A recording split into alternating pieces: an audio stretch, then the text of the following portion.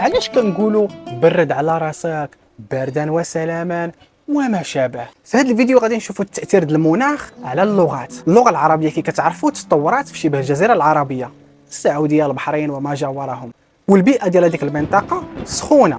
تخيل معايا بنادم جالس في الحراره ديال قريش وكيجي داك الريح البارد داك الغربي، كيفاش غيحس؟ الله على راحه. هذا الامر خلى العرب يخترعوا جمل اللي فيها البروده كواحد الحاجه ايجابيه، فكيقولوا شكرا اثلجت صدري، يعني فرحتيني، او تيقولوا بردا وسلاما ان شاء الله، يعني كل شيء ان شاء الله يكون بخير وما شابه. وهذه التعبيرات انتشروا مع انتشار العربيه، فجاو مثلا للدرجه تنقولوا برات على راسي او برات الغدايد، في حين اننا كنستخدموا السخونيه بمعنى السلبي، تنقولوا واش سخن عليك راسك ولا مالك، برد وما شابه. ولكن اللغات اللي تطوروا في مناخ بارد بحال اللغات اللاتينيه واللغات الالمانيه عندهم العكس، فالسخونيه بالنسبه لهم هي الحاجه الزوينه.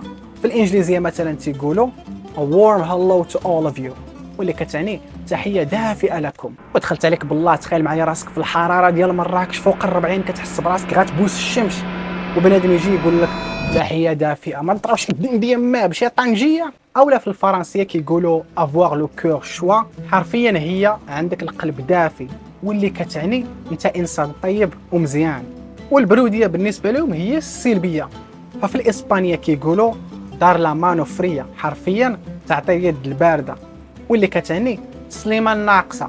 اولا في الانجليزيه كيقولوا giving the cold shoulder، حرفيا تعطي الكتف البارد، واللي كتعني انك تنخل وما تسوقش للاخرين. اذا هادو امثله من بزاف اللي كيبينوا كيفاش المناخ فين كتطور واحد اللغه كيأثر على التعبيرات، على الاحساس وعلى الفهم ديال هادوك الناس بالعالم حولهم. الى هذه اول مره غتعلموا هذا الشيء، شجعوني، صيفطوا الفيديوهات لاصحابكم، كتبوا تعليقات شنو بغيتوا تشوفوا في الفيديوهات الجايين، وشكرا بزاف.